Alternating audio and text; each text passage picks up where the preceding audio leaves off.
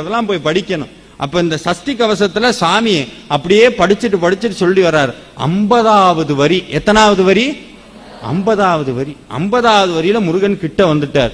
முருகன் கிட்ட வந்தா என்ன சார் நடக்கும்? முருகன் கிட்ட வந்தா முதல்ல சலங்க சத்தம் தான் கேட்கும். என்ன சத்தம் கேட்கும்? சலங்க. இது யார் சார் சொன்னா உங்களுக்கு? நீங்க கேட்டிருக்கீங்களா? அனுபவிச்சு பாருங்க, நீங்களே என்கிட்ட சொல்லுவீங்க. சாமி வந்தா முதல்ல சத்தம் கேட்கும். இப்ப பாலதேவராய சுவாமிகள் இப்படி உட்கார்ந்து இருக்கிறார்.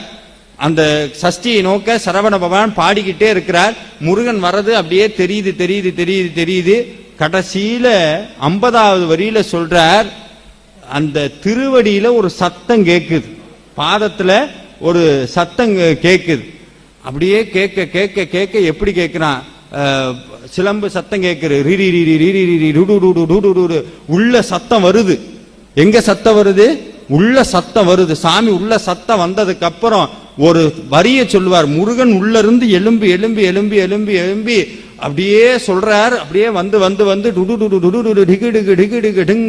இதெல்லாம் உள்ள கேக்குது. அவர்னால வெளியே சொல்ல முடியல. சொல்ல முடிச்சோன்னா முருகனுடைய பாதம் இங்க இருக்குது. எங்க இருக்கு? முருகனுடைய பாதம். எந்தனையாலும் அப்படி சொல்றார், உன் திருவடியை என் தலையில வை முருகான்னார்.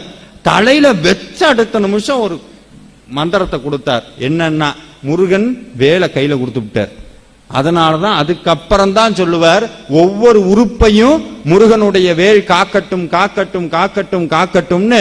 ஒரு கட்டத்துக்கு மேல காக்க கனகவேல் காக்க நோக்க நொடியரை நோக்க பார்க்க முருகன் கையில என்ன வேல் வச்சிருந்தானா? தங்க கலர்ல மின்னுதான் வேல். உடனே நீங்க தங்கம்னு நினைக்க கூடாது, ஒளியினுடைய வடிவம், ஜோதி சுரூபமா சுவாமி கையில வேல் வச்சிருக்கிறார். காக்க கனகவேல் காக்க பார்க்க பாவம் பொடிபட.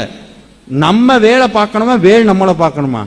வேல் நம்மளை பார்க்கணும். பார்க்க பாவம் பொடிபட.